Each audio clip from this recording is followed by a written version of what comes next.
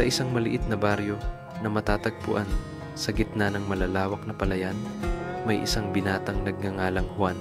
Siya ang bunso sa isang puok ng magsasaka at ang araw-araw niyang buhay ay nakatali sa bukirin at sa mga gawaing walang katapusang hirap.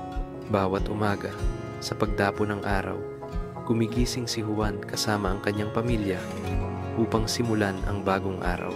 Ang mga paglalakad sa putik, ang mga gawaing umaabot mula umaga hanggang gabi ay lumikha ng isang paulit-ulit na siklo na mahirap takasan. Ngunit sa kabila ng lahat ng ito, may isang lihim na pangarap si Juan na tanging siya lamang ang nakakaalam. Bawat araw, pagkatapos ng matinding pagod sa trabaho, pumupunta siya sa tabi ng ilog malapit sa kanilang bahay, kung saan ang mga palayan ay umaabot hanggang sa dulo ng mata. Doon, mag-isa niyang pinagmamasdan ang kalangitan. Ang kalangitan, malawak at walang hanggan, ay nagiging lugar ng kapayapaan na hindi kayang ibigay ng buhay sa lupa. Ang mga ulap na dahan-dahang dumadaan at paminsan-minsan ang mga ibon na malayang lumilipad ay nagiging simbolo ng kalayaan na matagal nang ninanais ni Juan. Sa mga sandaling iyon, nararamdaman niyang siya'y maliit, ngunit sabay na nararamdaman ang matinding hangarin na lumipad tulad ng mga ibon. Tuwing may banayad na hangin na dumaan, isinara ni Juan ang kanyang mga mata. Nararamdaman ang malamig na simoy sa kanyang mukha at sa kanyang puso. Muling sumik ang isang matinding pagnanasa. Nais niyang lumipad ng mataas, lampasan ang mga hangganan ng buhay, at maging malaya tulad ng mga ibon sa himpapawid. Nais niyang iwan ang lahat ng mga alalahanin, ang mga hirap ng araw-araw, upang mamuhay ng malaya, hindi nakakulong sa lupa, trabaho o mga responsibilidad. Ngunit sa kalooban ni Juan, alam niyang ang kanyang pangarap ay maaaring isang pangarap na hindi matutupad. Lumaki siya sa isang mahirap na pamilya at ang pagsasaka ang tanging paraan upang mabuhay. Paano niya iiwan ang lahat upang sundan ang isang pangarap na tila imposibleng matupad? Paano niya iiwan ang kanyang pamilya, ang mga mahal sa buhay, at maging malaya tulad ng mga ibon nang walang alalahanin sa pagkain at tirahan? Ngunit sa mga sandaling iyon, kapag ang banayad na hangin ay dumaan sa kanyang mukha at ang liwanag ng dapit hapon ay nagbigay gabay sa buong palayan, nararamdaman niyang ang kanyang puso ay puno ng pag-asa. Bawat gabi, bago matulog, iniisip ni Juan ang mga ibon. Ipinapalagay niyang siya'y lumilipad, dumadaan sa mga palayan, tumatawid sa mga burol, at lumalayo pa patungo sa mga lugar na hindi pa niya nararasan. Nais niyang makita ang mundo mula sa itaas upang maramdaman ang ganap na kalayaan na nararanasan ng mga ibon. Sa mga sandaling iyon, wala nang mga alalahanin sa buhay. Hindi na kailangang magtrabaho ng husto upang buhayin ang pamilya, at hindi na kailangang tiisin ang mga araw ng pagod. Ang mga pagninilay na ito ang nagsisilbing lakas na nagtutulak kay Juan upang magpatuloy sa buhay, upang malampasan ang mga pagsubok sa pagsasaka, at upang makahanap ng kaligayahan sa mga bihirang sandali ng pag-upo mag-isa sa ilalim ng kalangitan. Tuwing siya'y napapagod, tinitingnan niya ang kalangitan, pinagmamasdan ang mga ibon, at isang kakaibang pakiramdam ang sumik sa kanyang puso. Ito ay ang pakiramdam ng kalayaan, ng pangarap na lumipad, ng buhay na walang hadlang. Isang hapon, habang ang araw ay unti-unting lumulubog at ang mga ibon ay pauwi na sa kanilang mga pugad, nakaupo si Juan sa tabi ng ilog. Pinagmamasdan ang mga anino ng mga ibon. Bumuntong hininga siya, nagtataka kung darating ang panahon na magiging totoo ang kanyang pangarap. Magiging magsasaka ba siya, magpakailanman, mamumuhay ng tahimik at hindi makakaranas ng kalayaan na tulad ng mga ibon? O darating ang araw na matutuklasan niya ang daan patungo sa kanyang pangarap? Sa mga sandaling iyon, habang ang araw ay unti-unting lumulubog, isang banayad na hangin ang dumaan, at naramdaman ni Juan na may kakaibang nangyayari sa hangin. Isang pakiramdam ng kabiguan na hindi pa niya nararanasan. Ang pakiramdam na iyon ay nagbigay sa kanya ng kuryosidad, at naramdaman niyang may isang malambing na tinig na nagsabi sa kanyang isipan, "Sundan mo ang ibon Juan, sundan mo ang iyong pangarap. Binuksan ni Juan ang kanyang mga mata, tiningnan ang paligid at napansin niyang ang kalangitan ay unti-unting dumidilim. Ngunit sa kanyang puso, isang bagong liwanag ang sumiki. Isang matinding pakiramdam na ang kanyang pangarap ay hindi isang bagay na malayo. Maaaring darating ang araw na matutuklasan niya ang daan patungo sa kalayaan, patungo sa pangarap na lumipad sa kalangitan, at hindi na kailangang tumingin sa kalangitan na may mga mata ng pagnanasa. Dahil sa pag-asang iyon, tumayo si Juan, bumalik sa kanilang bahay at sa kanyang puso. Ang pangarap ng kalayaan, tulad ng mga ibon, ay patuloy na nabubuhay. Naway magbigay inspirasyon ang kwentong ito sa mga mambabasa na may mga pangarap at pagnanais na makamtan ang kalayaan at tagumpay sa kabila ng mga pagsubok sa buhay. Kung nais mong subukan ang iba pang mga online na tagasalin mula Vietnamese patungong Filipino, maaari mong gamitin ang mga sumusunod na tool. Noong araw na iyon, habang ang araw ay lumulubog, ang kalangitan ay napuno ng kulay kahel at dilaw, si Juan ay nakaupo sa tabi ng ilog, nakatingin sa mga ulap na dahan-dahang dumadaan at paminsang sinusundan ang mga ibong bumabalik sa kanilang pugad. Sa kanyang puso, may isang pakiramdam ng pangungulila, bagamat alam niyang hindi magbabago ang kanyang buhay. Sa kanyang mga panaginip, siya ay malaya tulad ng isang ibon, lumilipad sa ibabaw ng mga burol, umaabot sa walang katapusang kalangitan. Habang siya ay nakaupo, biglang may malakas na hangin na dumaan, pinapaalog ang mga dahon sa mga sanga ng mga puno sa paligid. Naramdaman ni Juan na may kakaibang presensya sa hangin. Isang hindi maipaliwanag na pakiramdam na parang may ibang nilalang na malapit sa kanya. Lumingon siya at muntik nang matumba nang makita ang isang kakaibang ibon na nakatayo sa kanyang tabi. Ang ibon ay hindi katulad ng alinman sa mga ibong nakita ni Juan. Ang katawan nito ay magaan at ang balahibo ay kumikislap na kulay berde, parang mga hiyas na kumikislap sa ilalim ng araw. Ang mga mata nito ay malaki at kumikislap, parang kayang basahin ang mga iniisip ni Juan. Bagamat kakaiba ang itsura ng ibon, hindi ito natatakot. Sa halip, tinitigan nito si Juan ng may malasakit at misteryosong tingin. Tumayo si Juan, medyo nahihirapan dahil sa biglaang paglitaw ng ibon, ngunit sa loob-loob niya, may nararamdaman siyang kabiguan. Hindi niya alam kung paano ipaliwanag ang nararamdaman niya sa oras na iyon. Hindi kumanta ang ibon. Sa halip, tumingin ito diretso sa mata ni Juan at nagsalita ng malumanay at malinaw na tinig, parang ang boses ay nagmumula sa hangin. Juan, alam kong nais mong maging malaya at alam kong nangangarap ka ng ibang buhay. Nais mo bang lumipad? Nagulat si Juan at hindi nakapagsalita. Tinitigan niya ang ibon, hindi makapaniwala sa narinig. Nagpatuloy ang ibon. Nais mong lumipad tulad ng mga ibong malaya. Tama ba? Matutulungan kita na matupad ang iyong pangarap. Ngunit bago ka magdesisyon, kailangan mong maniwala sa isang bagay. Ang kalayaan ay hindi lamang ang pagtakas mula sa lupa, kundi ang kakayahang lumipad sa gitna ng mga pagsubok at hamon. Kailangan mong maglakas loob na bitawan ang mga bagay na akala mong mahalaga. Bago pa makasagot si Juan, ang ibon ay dahan-dahang lumipad at umiikot sa paligid niya, gumagawa ng mga bilog sa hangin. Hindi makatingin si Juan sa ibon at isang kakaibang pakiramdam ang bumangon sa kanyang puso. Naramdaman niya ang kalayaan sa bawat galaw ng ibon. Sa bawat pag-ikot nito, parang siya mismo ay tinatangay ng hangin, lumilipad sa malawak na kalawakan. Sumama ka sa akin, sabi ng ibon habang dumapo sa isang mababang sanga ng puno malapit sa kanya. Kung nais mong lumipad, dadalhin kita sa lugar kung saan ang iyong mga pangarap ay magiging realidad.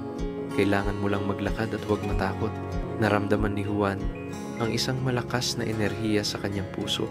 Parang ang mga kalituhan sa kanyang isipan ay nawala at hindi na siya natatakot. Matagal na niyang ninanais ito at ngayon, ang ibon ay parang pagkakataon. upang matupad ang kanyang pangarap. Ano ang dapat kong gawin? Tanong ni Juan. Ang kanyang boses ay nanginginig sa kasabikan at kuryosidad.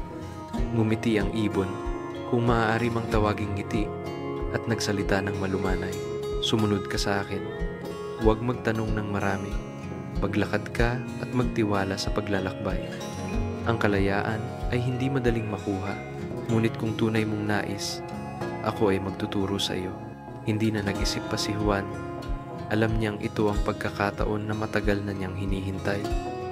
Tumayo siya at nagsimulang maglakad kasama ang ibon.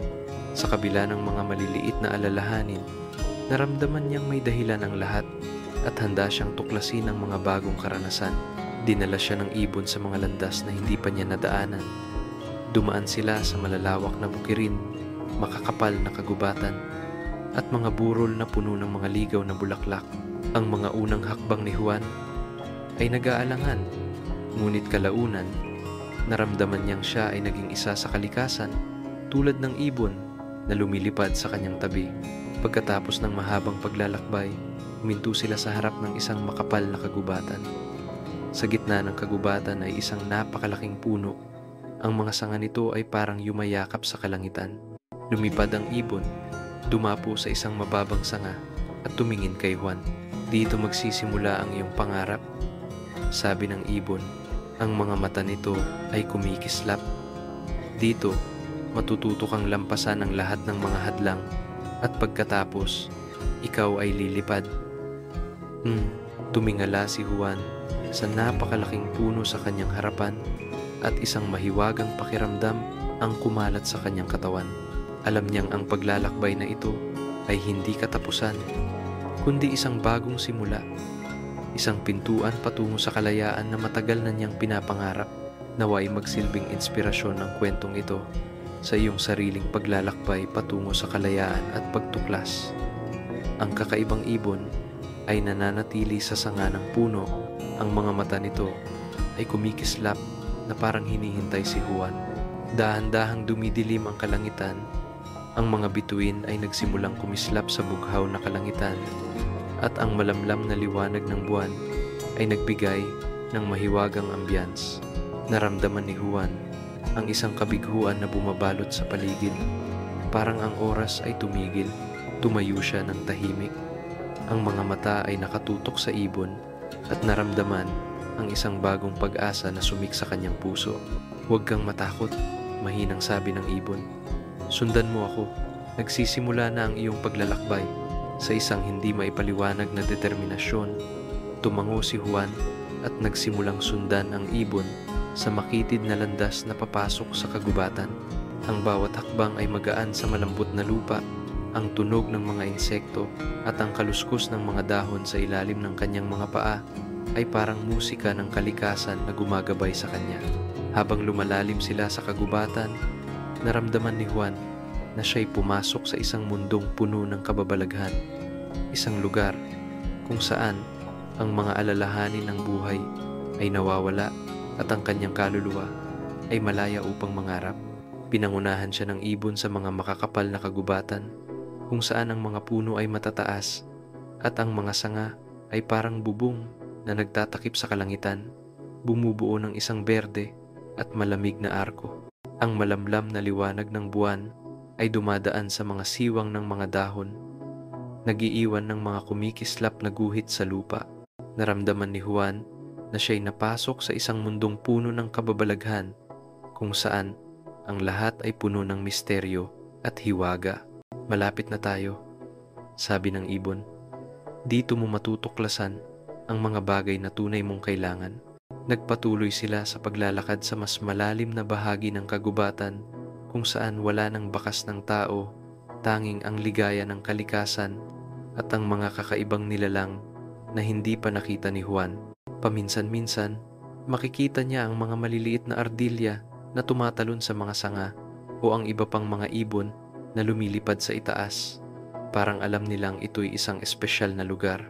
Bawat hakbang ay nagpalayo kay Juan mula sa kanyang dating buhay, mula sa mga pag-aalala at pagod na dati dala-dala niya sa kanyang puso. Sa wakas, matapos ang mahabang paglalakad, Huminto sila sa isang bakanting lugar. Tumingin si Juan at namangha. Sa harap niya ay isang dambuhalang puno. Ang katawan nito ay malaki at ang mga sanga ay makapal, parang niyayakap ang buong kalangitan. Ang punong ito ay kakaiba sa lahat ng puno sa kagubatan. Ang paligid nito ay may berdeng damo at ang mga ligaw na bulaklak na may iba't ibang kulay ay namumulaklak, bumubuo ng isang tanawin na parang panaginip. Lumipad ang ibon at dumapo sa isang mataas na sanga. Pagkatapos ay tumingin kay Juan. Dito nagsisimula ang iyong pangarap, sabi ng ibon. Ang punong ito ay hindi basta-bastang puno. Ito ay simbolo ng kalayaan, ng pangarap na hindi pa natutupad at ng pagbabago. Dito mo matutunan kung paano lumipad, hindi lamang sa katawan, kundi pati na rin sa espiritu. Tumingala si Juan sa punong ito at isang kakaibang pakiramdam ang bumalot sa kanya. Naramdaman niya ang isang malakas na enerhiya, parang ang mga puno sa paligid ay nagbibigay sa kanya ng hindi nakikitang lakas. Ang punong ito, bagamat isang pisikal na bagay, ay may taglay na espiritual na lakas na tumutulong sa kanya upang malinawan ang kanyang pangarap na kalayaan. Lumipad ang ibon mula sa sanga at lumipad sa paligid ni Juan bago tumigil sa harap niya. Magsimula ka ng umupo sa ilalim ng punong ito. Hayaan mong magpahinga ang iyong isipan at mawala ang lahat ng mga alalahanin. Kapag nawala mo ang lahat ng mga pag-aalala, doon mo matutuklasan ang daan patungo sa kalayaan. Sumunod si Juan sa sinabi ng ibon. Umupo sa malambot na lupa, naramdaman ang malamlam na liwanag ng buwan na bumabagsak sa kanya. Malamig ngunit nagbibigay ng kapayapaan. Isinara niya ang kanyang mga mata at huminga ng malalim. Sinubukang alisin ang lahat ng mga iniisip at alalahanin.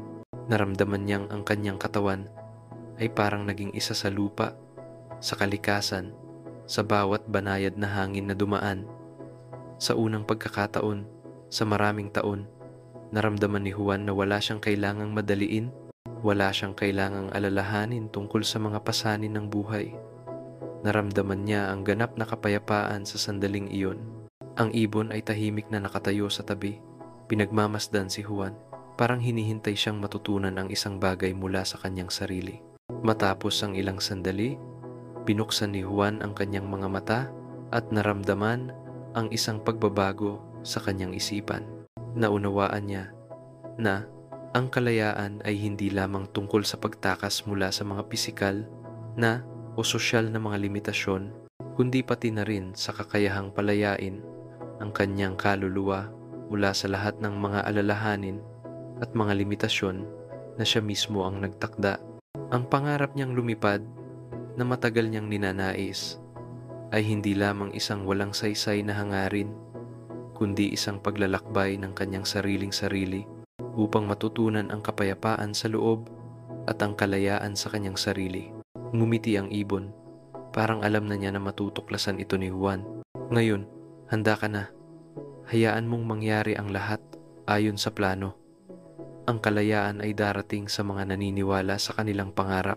Tumayo si Juan, naramdaman ang bagong lakas at pag-asa. Tumingin siya sa dambuhalang puno sa harap niya, naramdaman ang lakas at tibay nito. Dito nagsisimula ang kanyang paglalakbay na hindi niya malilimutan, isang paglalakbay na hindi lamang magdadala sa kanya sa kalayaan, kundi pati na rin sa pagtuklas ng kanyang sariling-sarili.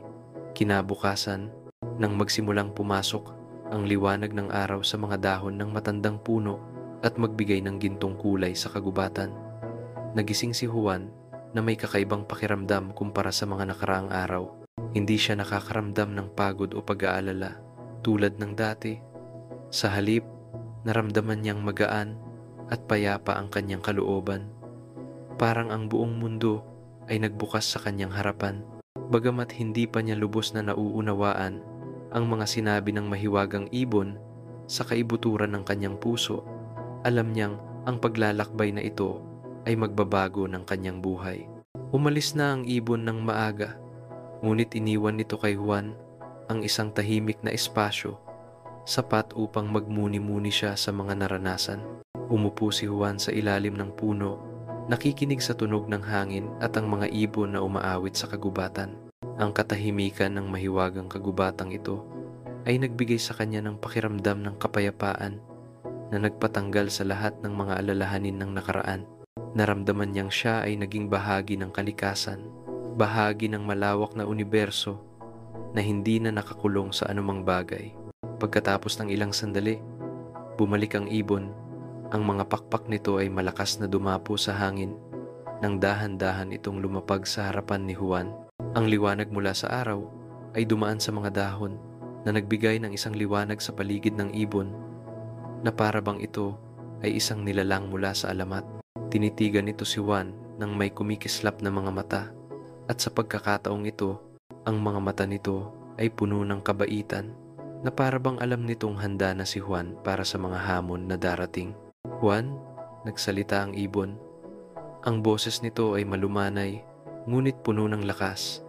Simula ngayon, hindi mo na muling mabubuhay tulad ng dati. Kailangan mong matutong harapin ang iyong sarili. Harapin ang mga takot na matagal nang humahadlang sa iyo. Ang kalayaan ay hindi madaling makuha at kailangan mong magbayad para dito sa pamamagitan ng tiyaga at determinasyon. Tinitigan ni Juan ang ibon. Ang mga mata niya ay kumikislap.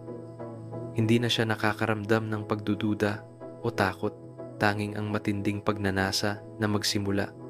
Tumango siya at nagtanong, paano ko sisimulan? Ano ang kailangan kong ihanda upang tunay na makalipad? Lumipad ang ibon, gumawa ng isang bilog sa hangin bago lumapag sa tabi ni Juan.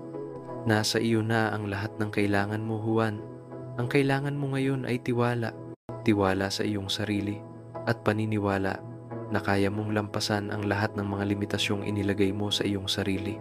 Huminto ang ibon sandali, pagkatapos ay nagpatuloy. Ngunit kailangan mo ring maghanda ng isang mahalagang bagay. Kailangan mong bitawan ang lahat ng mga lumang bagay, ang mga iniisip at gawi na matagal nang kasama mo. Kapag nagawa mo ito, makararating ka sa kalayaan na matagal mong pinapangarap. Naramdaman ni Juan na may isang mahalagang bagay na unti-unting lumalabas sa kanyang harapan. Hindi lamang niya kailangang lampasan ang mga pisikal na limitasyon, kundi kailangan din niyang labanan ang mga takot, ang mga maling paniniwala na itinaguyod niya sa buong buhay niya. Nabuhay siya sa isang maliit na kahon, hindi kailanman naglakas loob na mangarap ng higit pa kaysa sa mga pang-araw-araw na gawain. Ngunit ngayon, ang ibon ay nagbukas sa kanya ng isang bagong daan, ang daan ng kalayaan, at alam niyang siya lamang ang makakalakad sa daang iyon. Bitawan, ano ang ibig sabihin nito? Tanong ni Juan. Ang kanyang boses ay puno ng kuryosidad. Tinitigan siya ng ibon ng ilang sandali, pagkatapos ay malumanay na sumagot, ang bitawan ay ang pagtanggal sa mga bagay na humahadlang sa iyo, ang mga takot at mga limitasyong inilagay mo sa iyong sarili. Kailangan mong mangarap ng mas malaki, maniwala sa iyong sarili ng higit pa. Kapag binitiwan mo ang mga hadlang sa iyong kaluluwa, makakalipad ka. Naramdaman ni Juan ang lalim ng mga salita ng ibon. Naalala niya ang mga araw ng pagod sa bukirin, kung saan ang buhay ay umiikot lamang sa paghahanap buhay at pag-aalaga sa pamilya. Nabuhay siya na may pakiramdam ng kakulangan sa kalayaan, palaging limitado ng mga paghihirap sa buhay. Ngunit ngayon, nakatayo sa harap ng matandang puno kasama ang mahiwagang ibon na nagbibigay sa kanya ng mga payo, napagtanto niyang ang kalayaan ay hindi lamang ang pagtakas mula sa trabaho o kalagayan, kundi ang kakayahang bitawan ang mga limitadong pag-iisip sa kanyang kaluluwa. Ano ang susunod kong gagawin? Tanong ni Juan. Ang determinasyon ay nagsimulang umusbong sa kanyang puso. Tumango ang ibon. Una, kailangan mong makipagkaibigan sa katahimikan ng iyong kaluluwa. Matutong pakinggan ang tunog ng hangin, pakinggan ang bulong ng kalikasan. Hayaan mong ang iyong sarili ay magsanib sa kalikasan. At kapag nagawa mo ito, magsisimula mong maramdaman ang kalayaan sa iyong sarili. Pagkatapos, nagpatuloy ang ibon. Kailangan mo ring harapin ang mga pagsubok ng buhay. Ang kalayaan ay hindi madaling makuha at kailangan mong lampasan ang maraming hadlang. Ngunit huwag mag-alala, nandito ako sa iyong tabi. Hayaan mong ako ang magturo sa iyo ng daan. Naramdaman ni Juan ang lakas sa mga salita ng ibon. Tumayo siya, ang determinasyon ay matatag sa kanyang puso. Magsisimula ako ngayon. Bibitawan ko ang mga limitasyon ng aking sarili at maniniwala sa aking sarili. Ngumiti ang ibon. Ang mga mata nito ay kumikislap. Magaling, Juan. Maghanda para sa mahabang paglalakbay na nasa harap mo. Ngunit tandaan, ang kalayaan ay hindi isang destinasyon. Ito ay isang paglalakbay na kailangan mong buhayin sa bawat sandali. Sa mga salita ng ibon, naramdaman ni Juan na handa na siyang pumasok sa paglalakbay na dati pinapangarap lamang niya. Ang kalayaan ay hindi isang malalayong konsepto, kundi isang buhay na kailangan niyang likhain mula sa kanyang sariling mga desisyon. Tumingin siya sa matandang puno, naramdaman ang lakas nito, at nagpasya na hindi na umatras. Nagsimula na ang kanyang paglalakbay, ngunit handa na siyang lumipad nang sumikmuli ang araw at nagbigay liwanag sa kalangitan. Nagising si Juan ng maaga. Ngayon ay isang espesyal na araw, ang araw na hindi na siya magiging isang mangarap lamang ng kalayaan, kundi tunay na mamumuhay sa kanyang pangarap. Pinagmamasdan niya ang paligid, naririnig ang mga huni ng mga ibon at ang banayad na ihip ng hangin sa mga dahon. Ang lahat ng bagay sa kalikasan ay tila nagsasama-sama, bumubuo ng isang mahiwagang espasyo na puno ng pag-asa. Wala na ang kakaibang ibon mula ng umaga, ngunit alam ni Juan na babalik ito kapag dumating na ang tamang panahon. Nararamdaman niya sa kanyang puso ang isang hindi maipaliwanag na pananabik, parang ang buong katawan niya ay puno ng lakas at determinasyon. Handa na siya, hindi lamang upang lumipad, kundi upang simulan ng isang malaking paglalakbay na hindi na niya kayang balikan. Habang ang araw ay tumataas, lumitaw ang ibon mula sa malayo, lumipad sa paligid, at dahan-dahang dumapo sa harap ni Juan. Hindi ito nagsalita. Tanging ang mga mata nito na kumikislap ay nagsasabi ng lahat ng kailangan niyang malaman. Tumayo si Juan, naramdaman ang kilig sa kanyang puso. Tumingala siya sa kalangitan, kung saan dati ay pangarap lamang niyang makarating. Ngayon, handa na siya. Lumapit siya sa ibon. Ang puso ay puno ng tapang. Ang ibon ay dahan-dahang lumipad, lumilikha ng hangin sa paligid. Ito na ang oras, sabi nito. Panahon na upang iwan mo ang lahat, upang ang iyong mga pakpak ay makalipad. Nararamdaman ni Juan na parang may bagong pinto na bumukas sa kanyang isipan. Wala na siyang takot, wala nang alinlangan sa mga bagay na hindi pa niya alam. Lumapit siya sa ibon at umupo sa isang malaking bato na itinuro nito. Ang paligid ay tila naging tahimik, parang ang buong mundo ay naghihintay sa kanya upang gawin ang isang malaking hakbang. Ang ibon ay lumipad pabalik. Ang mga pakpak nito ay bumangon, parang naghahanda para sa isang tunay na paglipad. Juan, sabi nito, magtiwala ka sa iyong sarili. Hayaan mong ang iyong sarili ay lumipad tulad ng aking mga pakpak. Ang kalayaan ay hindi lamang nasa kalangitan, kundi sa paraan ng iyong pagtingin dito, sa paraan ng iyong pagpapalawak ng iyong kaluluwa at pagtanggap sa mga hamon. Isinara ni Juan ang kanyang mga mata, huminga ng malalim at naramdaman ang sariwang hangin ng kagubatan. Naalala niya ang lahat ng sinabi ng ibon, ang mga pangarap niyang lumipad, ang mga pagkakataong tumingala siya sa kalangitan at nagnanais ng isang buhay na walang hangganan. Handa na siya upang pumasok sa buhay na matagal niyang hinahangad. Binuksan niya ang kanyang mga mata at tumayo. Ang ibon ay tumingin sa kanya ng may tiwala, pagkatapos ay lumipad pataas sa kalangitan. Ang mga pakpak nito ay malakas na dumapo, itinaas ang sarili pataas. Tumingala si Juan, naramdaman ang bawat pag-aspang ng mga pakpak ng ibon at narinig ang tinig sa kanyang puso. Panahon na, Juan, kaya mo ring lumipad. Tumingin si Juan sa mga pakpak ng ibon at doon niya naisip kung ano ang dapat niyang gawin. Nagsimula siyang tumakbo, mas mabilis. Naramdaman ang hangin na dumadampi sa kanyang katawan. Ang pakiramdam na iyon ay hindi pagmamadali, kundi isang hakbang patungo sa pagbabago, isang aksyon na puno ng tiwala at tapang.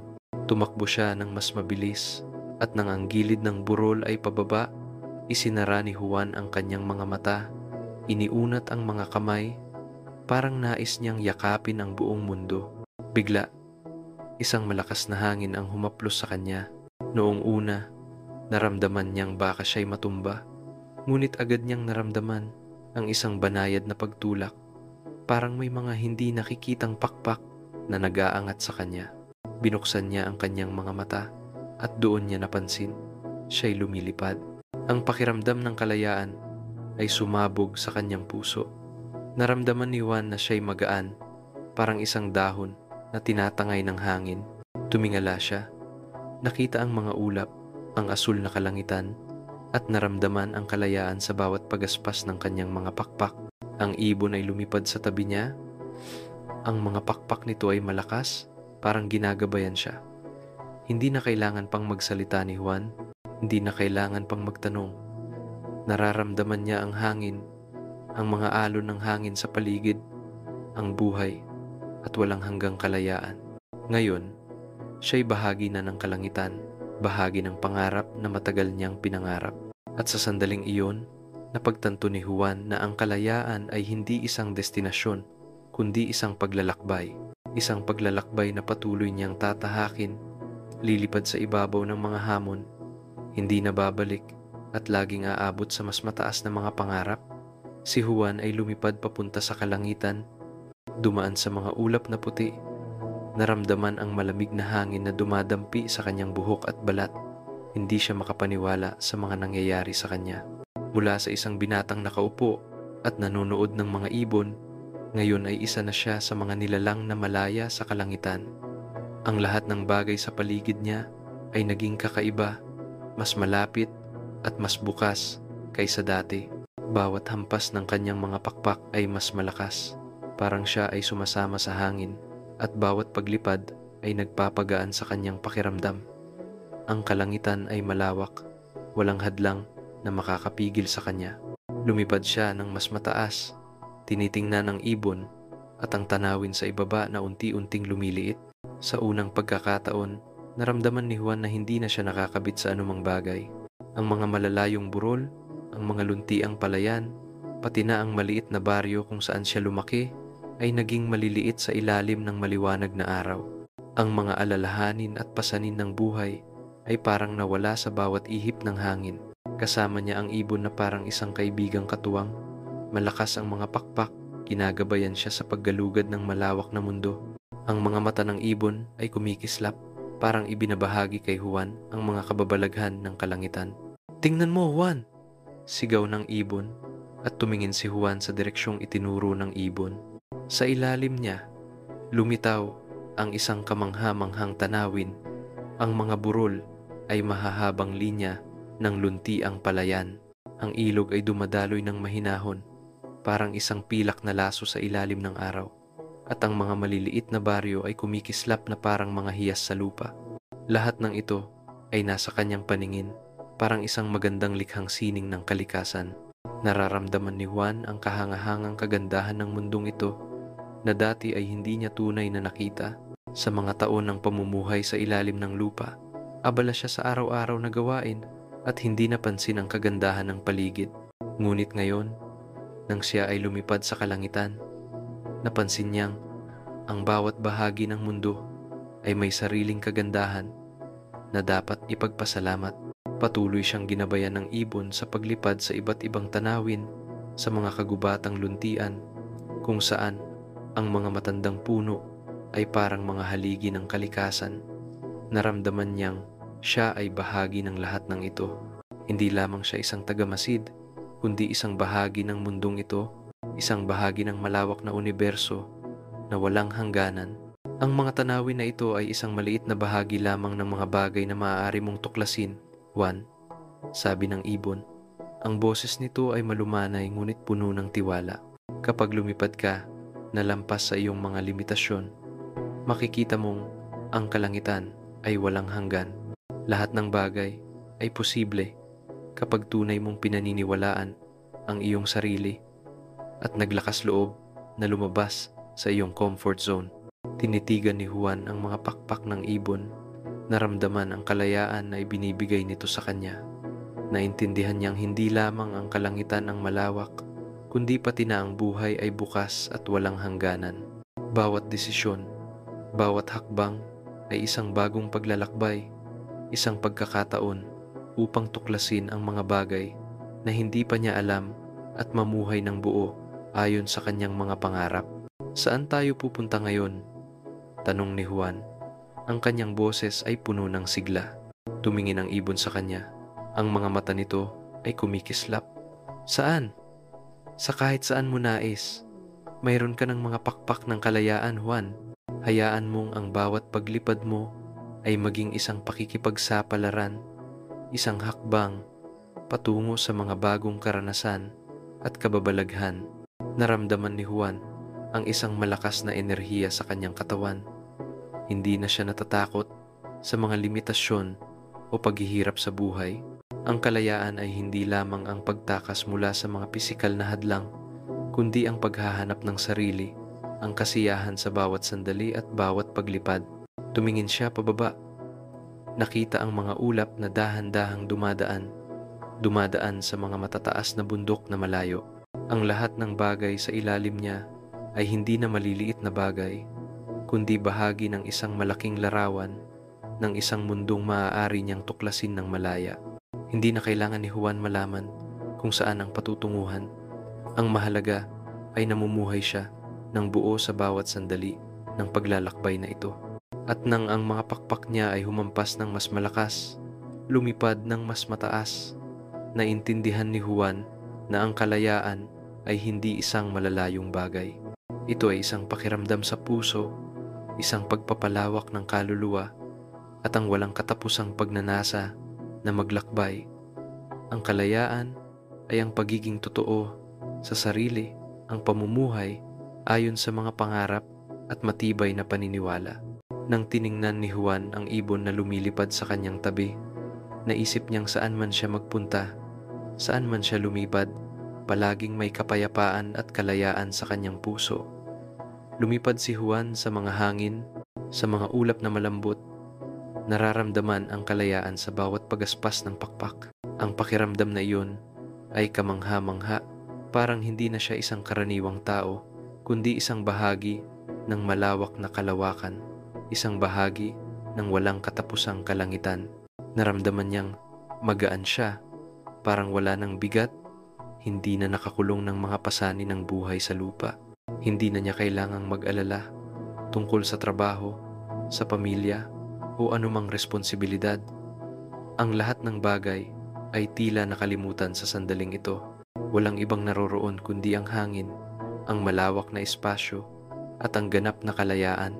Lumilipad ang ibon sa tabi niya. Ang mga pakpak nito ay malakas at matatag, parang ginagabayan siya patungo sa ibang espasyo. Ano ang pakiramdam? Tanong ng ibon. Ang boses nito ay puno ng malasakit. Tumingala si Juan sa ibon, at sa kanyang mga mata, ang pasasalamat at kaligayahan ay kumikislap. Napakaganda, sagot niya. Pakiramdam ko ay maaari akong lumipad magpakailanman. Walang hangganan, walang hadlang. Ngumiti ang ibon, ang mga mata nito ay kumikislap, parang nasisiyahan sa sagot ni Juan. Tama ka. Ang kalayaan ay hindi lamang ang paglipad sa kalangitan, kundi ang pakiramdam na maaari mong gawin ang anumang bagay, anumang oras, nang walang takot. Natuto ka na ba noon? Naramdaman ni Juan sa kanyang puso ang isang mainit na pakiramdam, parang ang bawat piraso ng kanyang kaluluwa ay muling nagkakaugnay. Inisip niya ang mga nakaraang taon, ang mga araw ng hirap sa lupa, ang mga alalahanin at takot na walang katapusan. Ngunit ngayon, habang siya ay lumilipad sa taas, ang mga pakiramdam na iyon ay tila nawala. Hindi na niya nararamdaman ang presyon o alalahanin tungkol sa anumang bagay. Ang tanging nararamdaman niya ay ang kapayapaan at kalayaan sa kanyang puso. Oo, sagot ni Juan. Pakiramdam ko ay ako'y nabubuhay sa bawat sandali. Hindi na nag-aalala tungkol sa nakaraan o hinaharap, kundi nabubuhay lamang sa kung ano ang nangyayari ngayon. Lumilipad ang ibon sa paligid niya, Parang pinapatunayan ang mga sinabi ni Juan. Iyan ang kalayaan, Juan. Kapag hindi ka na nakakulong ng mga nakaraan o mga darating, kapag ikaw ay naroroon lamang sa kasalukuyan, natagpuan mo na ang kalayaan. Ang kalayaan ay hindi isang destinasyon, kundi isang paglalakbay na buo mong tinatahak. Lumipad si Juan sa mga ulap, nararamdaman ang bawat hangin na dumadampi sa kanyang mukha. Tumingin siya pababa at nakita ang mga bundok sa malayo, ang mga ilog na dumadaloy, ang mga bukirin na berde. Ang lahat ng bagay sa ilalim niya ay tila maliit at payak, ngunit may isang kagandahan na hindi niya noon nakita.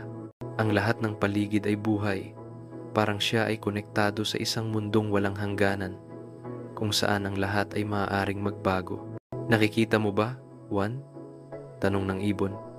Ang lahat ng ito ay makikita kapag pinakawalan mo ang mga hangganan sa iyong isipan. Ang kalayaan ay hindi isang lugar na maaari mong puntahan, kundi isang pakiramdam na maaari mong maramdaman ngayon. Ngumiti si Juan. Nararamdaman ang mga salita ng ibon na pumapasok sa kanyang puso. Naunawaan niyang hindi na niya kailangang hanapin pa sa malayo dahil ang kalayaan ay palaging naroroon sa kanyang sarili. Kailangan lamang niyang matutong bitawan ang takot, bitawan ang mga hadlang na siya mismo ang nagtakda, at kapag nagawa niya iyon, ang malawak na kalangitan ay magbubukas at ang lahat ay magiging mas madali. Bawat pagaspas ng pakpak ay nagdadala sa kanya paitaas. Ang pakiramdam ng kalayaan ay lalong lumilinaw. Hindi na siya tumitingin sa kalangitan tulad ng dati na may pagnanasa, kundi siya ay naging bahagi na nito. Bawat pag-unat ng pakpak, bawat paglipad sa mga ulap, nararamdaman niyang siya ay buo sa kanyang pangarap. Kaya ko na bang sabihin na ako'y tunay na malaya? Tanong ni Juan sa ibon. Ang boses niya ay puno ng pagtataka at kaligayahan. Tumingin ang ibon sa kanya. Ang mga mata nito ay kumikislap. Oo, tama ka. Ang kalayaan ay hindi isang lugar na maaari mong puntahan, kundi isang kalagayan ng puso na maaari mong maramdaman ngayon. Natagpuan mo na ito, Juan. At ngayon, kailangan mo lamang ipagpatuloy ang pamumuhay sa pakiramdam na ito, lumipad ng mas mataas, abutin ang mga bagong taas na hindi mo pa naisip. Hindi na nagsalita si Juan. Nararamdaman lamang niya ang kapayapaan sa kanyang puso, ang kalayaan sa bawat galaw ng katawan, sa bawat tibok ng puso. Naunawaan niyang ang kalayaan ay hindi lamang ang paglipad sa kalangitan, kundi ang kakayahang mamuhay ng buo sa sarili, walang takot, walang alalahanin tungkol sa mga bagay na wala sa kanyang kontrol. Natagpuan na niya ang kalayaan sa kanyang sarili. Sa bawat pag-ikot ng paglipad, nararamdaman ni Juan ang kaligayahan at kapayapaan na hindi niya pa naranasan noon. At sa sandaling iyon, alam niyang siya ay naging bahagi ng malawak na universo, malaya at walang hangganan. Ang kalayaan ay hindi isang bagay na malayo, kundi isang pakiramdam sa puso, isang kalagayan na maaari niyang maramdaman araw-araw. Habang lumilipad si Juan sa mga ulap, ang pakiramdam ng kalayaan at kapayapaan na kanyang nararanasan ay lalong lumalalim. Sa bawat hampas ng kanyang mga pakpak, hindi lamang siya umaangat patungo sa kalangitan, kundi nararamdaman din ang isang pagpapalaya sa kanyang kaluluwa. Ang lahat ng mga alalahanin sa buhay ay nawala, tanging ang walang katapusang espasyo, banayad na hangin, at ang malambot na liwanag ng araw ang natira. Hindi na si Juan ang isang taong nangangarap ng kalayaan. Siya ay tunay nang namumuhay sa kalayaan, nararamdaman ang lawak ng mundo, at alam niyang wala siyang hangganan. Ang ibon ay lumilipad sa tabi niya, palaging may matatag at matibay na ritmo ng paglipad. Sa bawat hampas ng mga pakpak nito, lalo pang inilalapit si Juan sa isang mundong hindi pa niya naisip, isang mundong puno ng mga kamangha-manghang pangarap. Juan, nagsalita ang ibon. Ang boses nito ay malumanay ngunit may kapangyarihan. Kapag ikaw ay lumipad ng mataas tulad nito, magsisimula kang mangarap ng ibang mga pangarap. Ang mga pangarap na hindi lamang mga imahe o kwento, kundi mga damdamin, mga malalim na pag-unawa sa iyong sarili at sa mundo sa paligid mo. Tumingin si Juan sa malayo. kung saan ang asul na kalangitan ay sumasanib sa lupa, bumubuo ng isang walang katapusang abot tanaw. Pakiramdam niya ay maaari siyang lumipad magpakailanman, pumunta sa kahit saan na nais niya, sa mga lugar na dati ay sa panaginip lamang niya naisip. Ito ang matagal na niyang hinihintay. Ngunit ngayon, nauunawaan niya na ang kalayaan ay hindi lamang ang pagtakas mula sa mga pisikal na limitasyon, kundi ang kakayahang maging malaya sa kanyang kaluluwa, ang pagiging handang tanggapin ang bawat sandali at mamuhay ng buo sa kanyang sarili. Tama ka, tugon ni Juan. Ang boses niya ay kasing banayad ng hangin. Kapag ako ay lumilipad, hindi lamang ako tumatakas mula sa lupa, kundi pati na ring mula sa mga limitasyon sa aking isipan. Ngayon, lahat ay malinaw na. Ang kalayaan ay ang pakiramdam ng kapayapaan sa bawat sandali. Hindi nag-aalala tungkol sa nakaraan o hinaharap. Tiningnan siya ng ibon ng may kumikislap na mga mata. Ang mga pakpak nito ay humaplos ng magaan, parang nasisiyahan sa sinabi ni Juan. Iyan ang kailangan mong matutunan, Juan. At ngayon, magsisimula kang mangarap ng mga kamangha-manghang pangarap. Bahagyang nagtaas ng kilay si Juan. Hindi ganap na nauunawaan ang sinabi ng ibon, ngunit nararamdaman niya ang isang kakaibang pagnanais, parang may bagong pintuan na bumukas sa kanyang isipan. Hindi na siya basta lumilipad sa kalangitan, kundi nagsisimula ng maramdaman ang mga mas malalim na bagay sa kanyang kaluluwa. Ang mga pangarap na binanggit ng ibon ay hindi mga karaniwang pangarap, kundi mga damdamin, mga pag-unawa na hindi pa niya naranasan. Isara mo ang iyong mga mata at hayaang magbukas ang iyong kaluluwa. Patuloy na sabi ng ibon.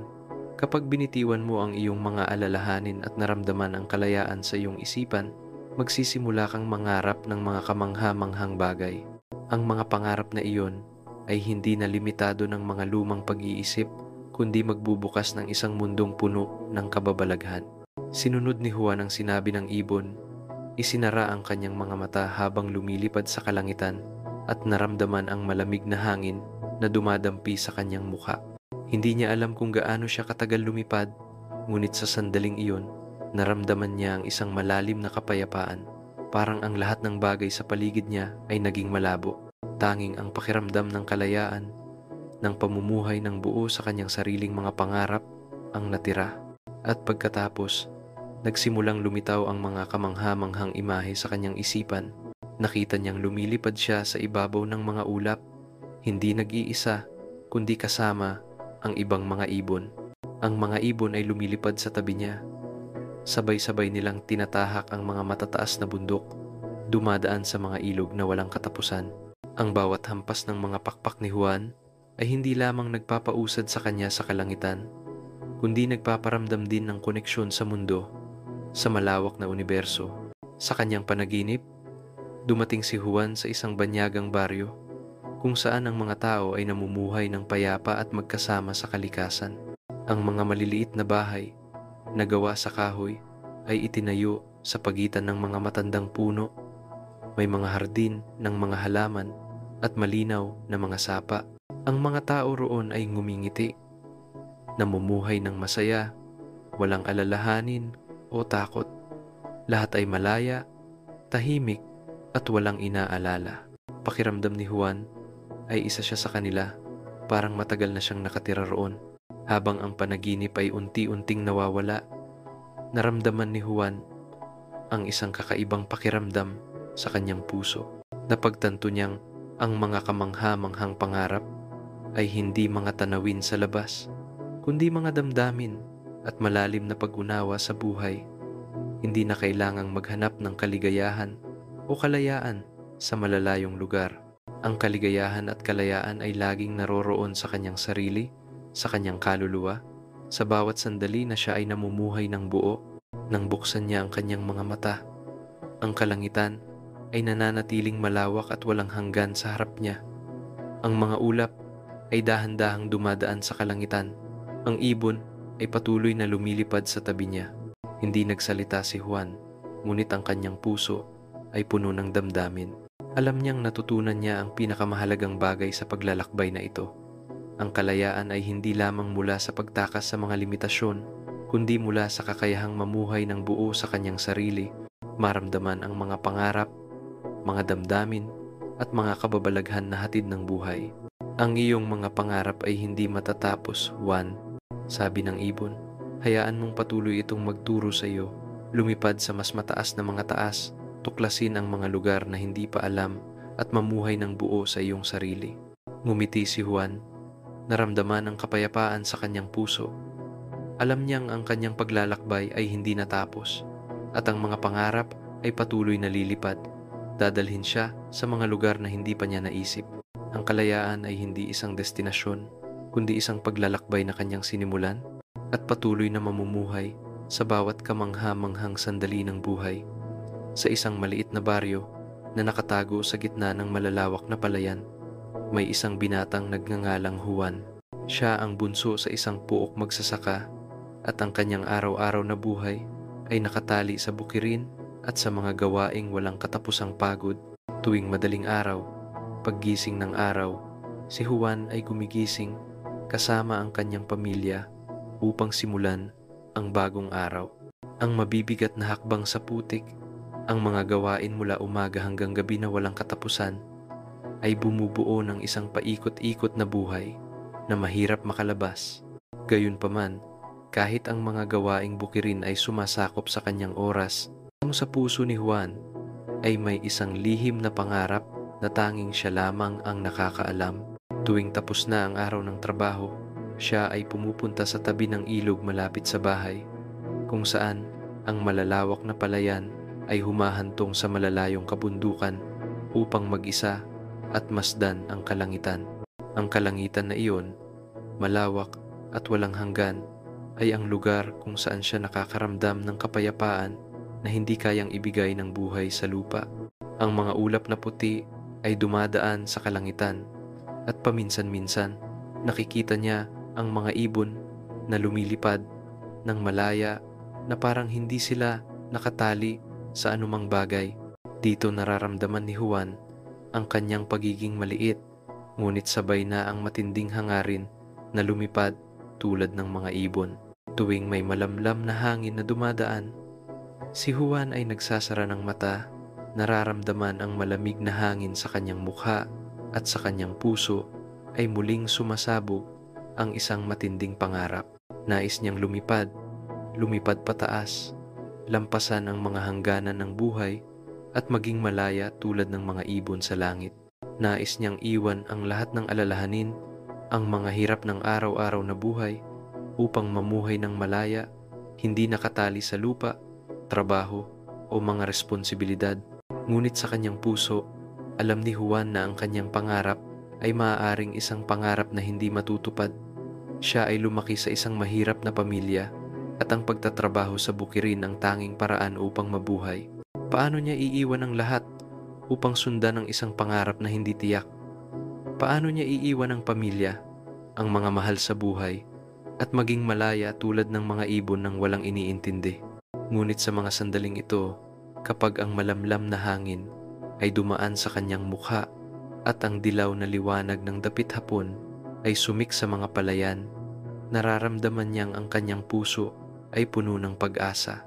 Tuwing gabi, bago matulog, iniisip ni Juan ang mga ibon. Ini-imagine niyang siya ay lumilipad, dumadaan sa mga palayan, lampasan ang mga burol, at makarating sa mga lugar na hindi pa niya narating. Nais niyang makita ang mundo mula sa taas, upang maramdaman ang ganap na kalayaan na nararamdaman ng mga ibon. Sa mga sandaling iyon, hindi na niya iniisip ang mga pasanin ng buhay. Hindi na niya kailangang magtrabaho ng husto upang buhayin ang pamilya. Hindi na kailangang tiisin ang mga araw ng pagod. Ang mga iniisip na ito ang nagiging lakas ni Juan upang magpatuloy sa buhay, upang malampasan ang mga pagsubok sa bukirin at makahanap ng kaligayahan sa mga bihirang sandali ng pag-upo sa ilalim ng kalangitan. Tuwing siya ay napapagod, tinitingnan niya ang kalangitan, pinagmamasdan ang mga ibon na lumilipad at nararamdaman ang isang kakaibang pakiramdam sa kanyang puso. Ito ay ang pakiramdam ng kalayaan, ng pangarap na lumipad, na mamuhay ng walang hadlang. Isang hapon, habang ang araw ay lumulubog at ang mga ibon ay bumabalik sa kanilang mga pugad. Si Juan ay nakaupo sa tabi ng ilog. Pinagmamasdan ang mga anino ng mga ibon. Huminga siya ng malalim. Nagtataka kung darating ang araw na ang kanyang pangarap ay magiging totoo. Magiging magsasaka ba siya habang buhay? Mamumuhay ng tahimik? Hindi kailanman makakaranas ng kalayaan? O darating ang araw na makikita niya ang landas patungo sa kanyang pangarap? Sa sandaling iyon, nang ang araw ay halos maglaho, isang malamlam na hangin ang dumaan at si Juan ay nakaramdam ng isang kakaibang pakiramdam sa hangin. Isang pakiramdam ng kabiguan na hindi pa niya naranasan. Ang pakiramdam na iyon ay nagbigay sa kanya ng kuryosidad at narinig niya ang isang malambing na tinig sa kanyang isipan. Sumunod ka sa ibon, Juan. Sundan mo ang iyong pangarap. Binuksan ni Juan ang mata, tiningnan ang paligid at napansin niyang ang kalangitan ay dumidilim na. Ngunit sa kanyang puso, may isang bagong liwanag na sumik, isang matinding pakiramdam na ang kanyang pangarap ay hindi isang bagay na malayo. Maaaring darating ang araw na makikita niya ang landas patungo sa kalayaan, patungo sa pangarap na lumipad sa kalangitan, at hindi na kailangang tumingin sa kalangitan na may pagnanasa. Dahil sa pag-asa na iyon, tumayo si Juan, bumalik sa bahay, at sa kanyang puso, ang pangarap ng kalayaan, tulad ng mga ibon, ay patuloy na lumilipad, hindi humihinto. Noong araw na iyon, habang ang araw ay nagsisimulang lumubog at ang langit ay napupuno ng kulay kahel at dilaw, si Juan ay nakaupo sa tabi ng ilog, nakatingin sa mga ulap na dahan-dahang dumadaan at paminsang sumusunod sa mga ibon na bumabalik sa kanilang pugad.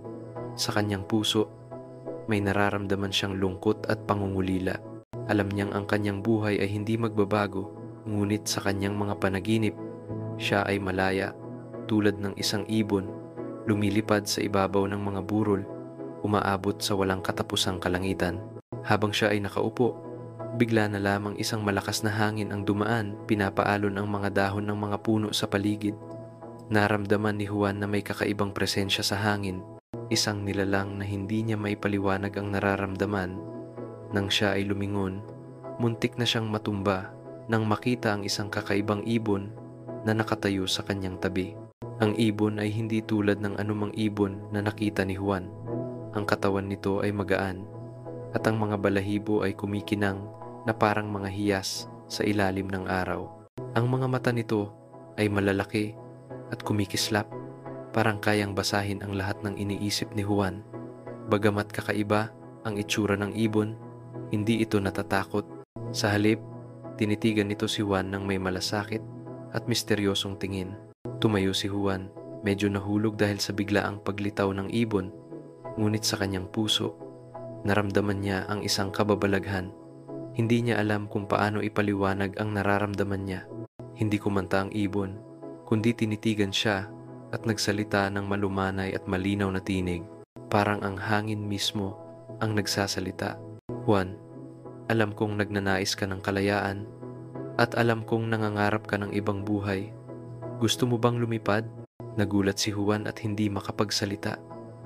Tinitigan niya ang ibon, hindi makapaniwala sa narinig. Nagpatuloy ang ibon. Nais mong lumipad tulad ng mga malalayang ibon, hindi ba? Matutulungan kita na matupad ang iyong pangarap. Ngunit bago ka magdesisyon, kailangan mong maniwala sa isang bagay. Ang kalayaan ay hindi lamang ang pagtakas mula sa lupa, kundi ang kakayahang lumipad sa kabila ng mga pagsubok at hamon. Kailangan mong bitawan ang mga bagay na akala mo ay mahalaga. Bago makasagot si Juan, ang ibon ay lumipad at umiikot sa paligid niya, gumagawa ng mga bilog sa hangin. Hindi maialis ni Juan ang kanyang mga mata dito, at isang kakaibang pakiramdam ang bumangon sa kanyang puso. Nararamdaman niyang ang bawat pag-ikot ng ibon ay parang siya rin ay lumilipad, tinatangay ng hangin sa malawak na kalangitan.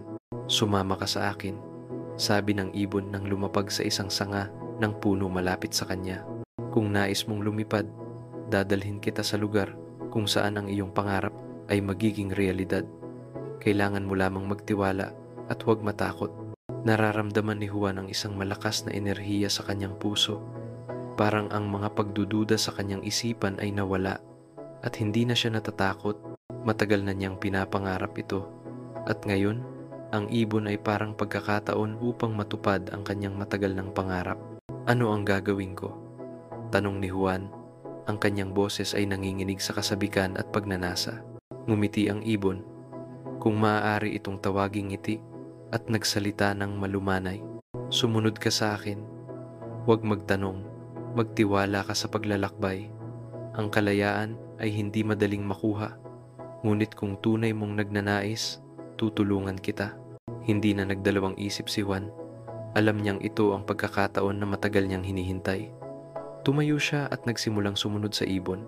Bagamat may mga maliit na alalahanin, naramdaman niyang ang lahat ay may dahilan at handa siyang tuklasin ang mga bagong bagay. Dinala siya ng ibon sa mga landas na hindi pa niya nadaanan. Dumaan sila sa malalawak na bukirin, makakapal na kagubatan at mga burol na puno ng mga ligaw na bulaklak. Sa simula, nag-aalangan si Juan, ngunit kalaunan, naramdaman niyang siya ay naging bahagi ng kalikasan tulad ng ibon na lumilipad sa kanyang tabi. Matapos ang mahabang paglalakbay, huminto sila sa harap ng isang makapal na kagubatan. Sa gitna nito ay isang dambuhalang puno. Ang mga sanga ay tumataas hanggang langit. Lumipad ang ibon, lumapag sa isang mababang sanga at tinitigan si Juan. Dito magsisimula ang iyong pangarap, sabi ng ibon. Ang mga mata ay kumikislap. Dito, matututuhan mong lampasan ang lahat ng limitasyon at pagkatapos, ikaw ay lilipad. Tinitigan ni Juan ang dambuhalang puno sa harap niya at isang mahiwagang pakiramdam ang bumalot sa kanyang katawan. Alam niyang ang paglalakbay na ito ay hindi katapusan, kundi isang bagong simula, isang pintuan patungo sa kalayaan na matagal niyang pinapangarap.